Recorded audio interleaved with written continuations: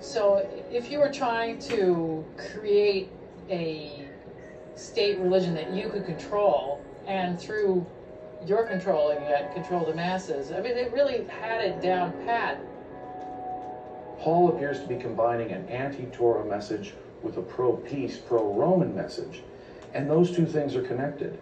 So, in criticizing Torah and arguing for peace, there can be little doubt that what Paul is doing is having a combined political and theological message geared and aimed at the Jewish rebels of the first century. Paul is changing Messianic Judaism.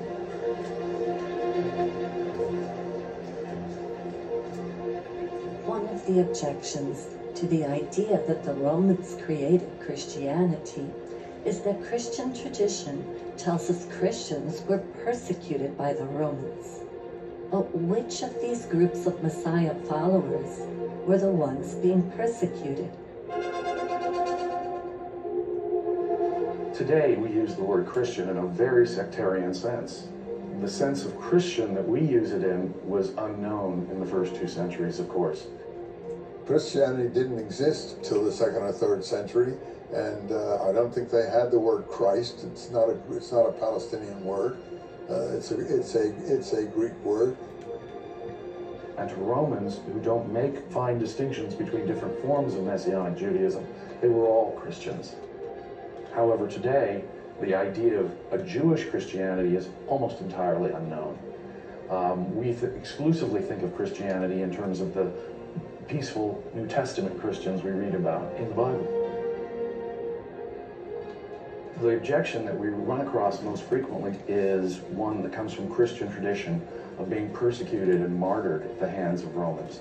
This is largely a myth, but it is a myth that's understandable when you realize that there was an entirely different form of Christianity going on in the first century. That tradition of martyrdom is almost certainly rooted in the true persecution of Jewish rebels, Messianic rebels in the first 2 centuries, who were tortured and crucified by the thousands by the Roman government. It's that tradition of persecution that Christians have picked up on. And if you think about it, why would the Romans actually persecute peaceful Christians? Our New Testament Christians were willing to render unto Caesar, pay their taxes, turn the other cheek, and be blessed peacemakers, and use the Flavian symbols for their own. Curiously enough, when we look at the actual hard evidence of history, we find Christians already in the Roman army by the end of the 2nd century. Christians who are able to cooperate with the Roman Empire in a way that militant Jews had never been able to. The work of Professor Candida Moss, the British theologian, has basically demonstrated that the Christian tradition of martyrdom altogether is a legendary one.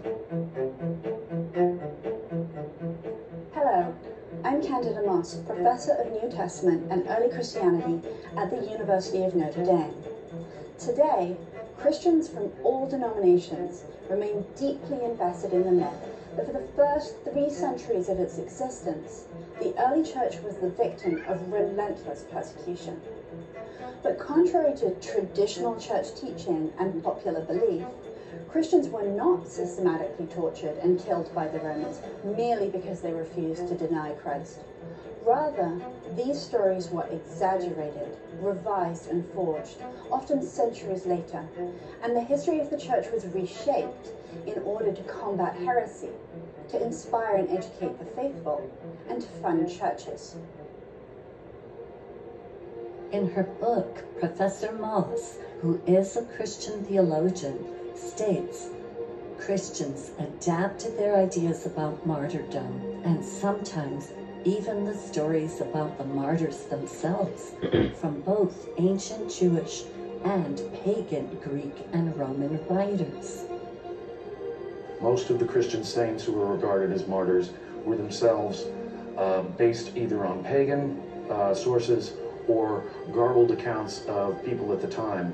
It's really a legendary mythology of Christian martyrdom during the Roman Empire.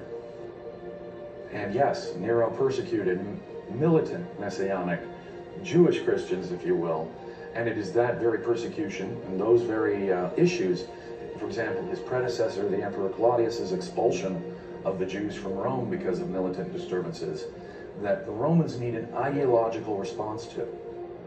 So as we can see, there were pro-Roman Jews who were clients of the Romans, at the same time that there were Jews who opposed Rome, Torah Orthodox Jews, and were very much against integrating with the Roman Empire. Also, we see that there were Christians or Messianic Jews who were very much opposed to Paul, and there were Christians of the Pauline variety who were pro-Roman and would come into conflict with those other Christians.